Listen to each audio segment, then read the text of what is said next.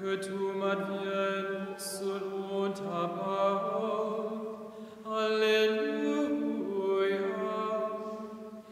Alleluia.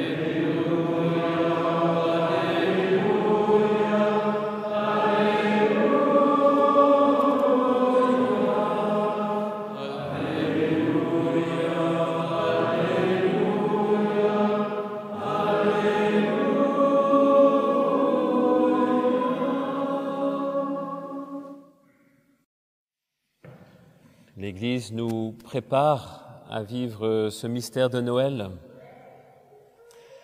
Et donc, dans ce dernier dimanche de l'Avent, nous est donné de regarder Marie.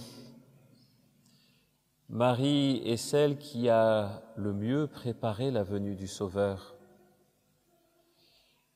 Alors, eh bien, comme l'Église nous invite à le faire, nous allons regarder Marie dans ce passage de l'Annonciation. D'abord, notons que Gabriel apparaît à Marie à Nazareth, chez elle. On ne sait même pas ce qu'elle fait. On ne sait pas si Marie lit la parole de Dieu, prie, fait de la couture, cuisine. Nous ne savons rien de ce que Marie fait, si ce n'est que l'ange vient la visiter là où elle est, dans son lieu de vie. Et là, pour celui qui a lu avant l'apparition de Gabriel à Zacharie, quelle différence! L'ange apparaît à Zacharie dans le temple, dans le lieu sacré du temple, au moment le plus sacré de l'offrande au temple par le prêtre Zacharie.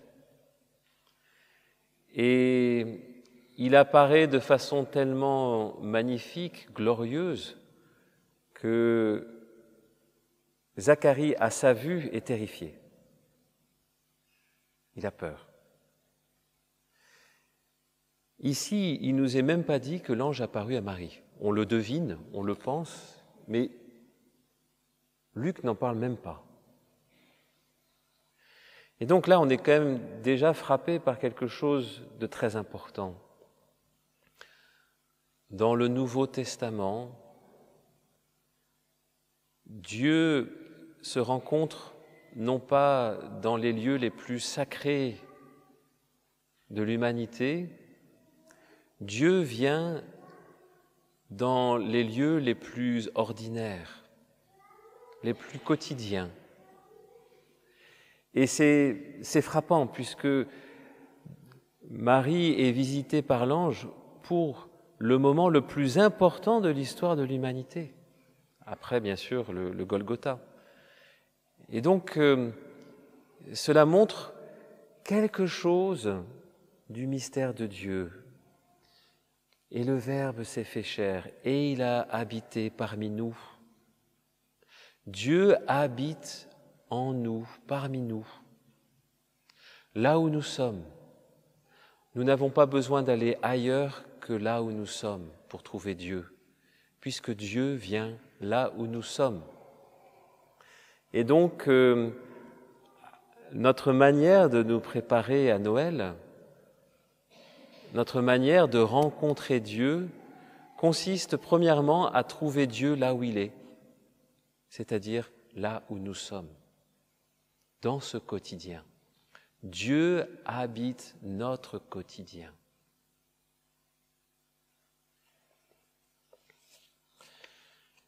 Un deuxième point que nous pouvons noter dans cet évangile, l'ange d'abord salue Marie avec respect, un grand respect. Il l'appelle même d'un nom très bizarre, Ké Charitoméné. Enfin, c'est ce que nous dit le grec. Alors on le traduit par comblée de grâce, pleine de grâce. C'est un mot qui a fait beaucoup couler d'encre, tellement il est nouveau et très étonnant. On pourrait presque écrire un livre sur ce qu'est charitomene. Jean-Paul II s'est beaucoup attardé sur ce mot. Alors dans notre « Je vous salue Marie », nous le traduisons par « pleine de grâce ». Ce mot peut se traduire « toi qui es accompli dans la faveur de Dieu ». Il y a plusieurs manières donc de le traduire, mais peut-être ce qui est de plus frappant, c'est que lorsque Dieu rencontre Marie, il la salue en lui donnant son nom, et son nom éternel. Celle qui est comblée de grâce. Peut-être qu'on pourrait le traduire par celle qui est conception immaculée. Celle qui cause l'admiration de l'ange. Et donc là, nous touchons quelque chose du mystère de Dieu aussi, tel que nous sommes invités à le vivre. La rencontre de Dieu dans l'ordinaire est une rencontre de nous-mêmes, telle que Dieu nous voit. Et peut-être une des choses que nous pouvons aujourd'hui méditer ou prier, c'est entrer dans ce regard éternel de Dieu sur chacun d'entre nous. Dieu admire notre âme, comme il a admiré Marie, parce que chacun d'entre nous, nous avons une vocation éternelle. Et donc, cette préparation à Noël peut se faire en découvrant ce regard de Dieu sur nous, sur chacun d'entre nous, dans l'ordinaire, mais dans l'extraordinaire de ce que nous sommes aux yeux de Dieu. C'est une conversion très difficile peut-être pour beaucoup d'entre nous, parce que nous avons le regard de ce que les autres nous renvoient ou ce que notre histoire nous renvoie. Il est assez rare de trouver des personnes qui s'appuient sur le regard de Dieu pour se regarder. Alors peut-être que cette conversion est une manière aussi pour nous de nous préparer. En tout cas, si Dieu commence par dire à Marie qui elle est pour lui, c'est pour initier un dialogue. Un dialogue, c'est un mot qui est utilisé par Saint Luc dans ce passage. Ce mot dialogue est utilisé pour exprimer ce qui se vit dans le cœur de Marie. Marie a un dialogue intérieur. Elle est frappée par ce que l'ange lui dit et elle entre dans un dialogue intérieur. Dialogos en grec, c'est-à-dire une parole qui est traversée, une parole qui s'échange. Qui dit parole qui s'échange dit dignité, dit liberté. Dieu, qui initie un dialogue intérieur en Marie, va dialoguer avec Marie. Il va y avoir un dialogue entre Marie et l'ange. L'ange va parler, Marie va répondre. L'ange va de nouveau parler, Marie va de nouveau répondre. Très étonnamment, Dieu veut notre coopération et il le fait par un dialogue. Il fait appel à notre liberté. Il fait appel à ce que nous avons aussi à dire. Marie a à dire quelque chose à Dieu et l'ange lui laisse dire. Et donc, Dieu veut aussi nous écouter. Ah mais moi je suis rien face à Dieu, il faut surtout que j'obéisse à Dieu, point barre. Oui, et pourtant Dieu veut un dialogue. Dieu est un Dieu de dialogue, parce que il veut que nous entrions avec notre cœur en alliance avec lui. Et donc, encore un point sur lequel nous pouvons méditer. Un dernier point, c'est que l'ange va dire à Marie qu'elle va recevoir le don de l'Esprit. Elle va être recouverte de la nuée, comme le temple a été recouvert par la nuée au temps de Moïse. Le mot qui est utilisé, c'est il te prendra sous son ombre. Alors, c'est comme ça qu'on le traduit. On pourrait traduire de façon plus littérale, il t'ombrera. Mais ombrer n'existe pas en français, je crois pas. Ombrer quelqu'un, peut-être que c'est dans le dictionnaire, je n'ai pas regardé. C'est-à-dire recouvrir de son ombre. Ça fait référence à la consécration du temple ou de la tente, de la rencontre.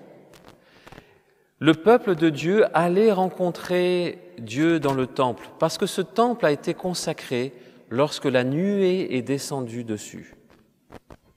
Alors le temple est devenu le lieu de la rencontre entre Dieu et les hommes. Pourquoi ? Parce que ce temple a été consacré par l'ombre, par la nuée qui l'a recouverte. Et donc Marie va vivre quelque chose de la consécration du temple. C'est-à-dire que Marie deviendra comme le temple le lieu de la présence de Dieu. Et pour cause, Dieu sera en elle. C'est l'œuvre de l'Esprit Saint. Et donc,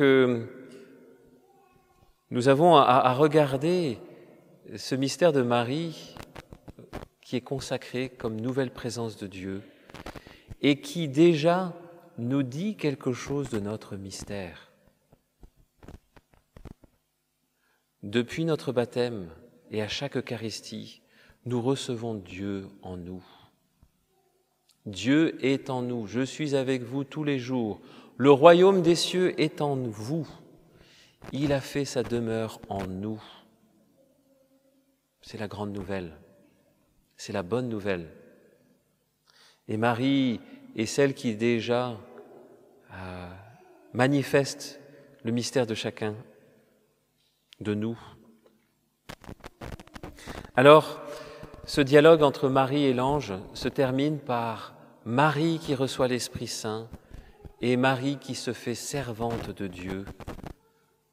Elle se présente comme servante de Dieu. Me voici, voici la servante du Seigneur. Il y a l'action de Dieu qui consacre par l'Esprit. Il y a l'action de Marie qui se consacre à Dieu. Ces deux actions ne font qu'un. Et ces deux actions sont source du Verbe incarné en Marie.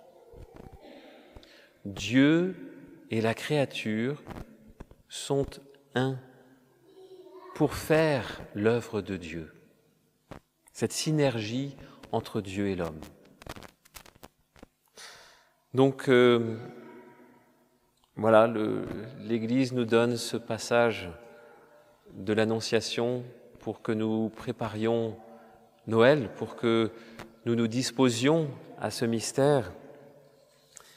Eh bien, apprenons à entrer dans ce discernement. Dieu vient dans mon quotidien. Dieu vient là où je suis. Je n'ai pas à le chercher ailleurs que là où je suis.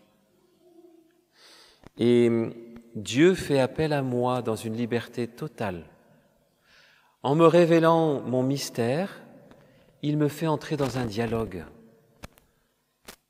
Ce dialogue, c'est pour que, avec mon cœur, je puisse librement accueillir le don de Dieu et y coopérer.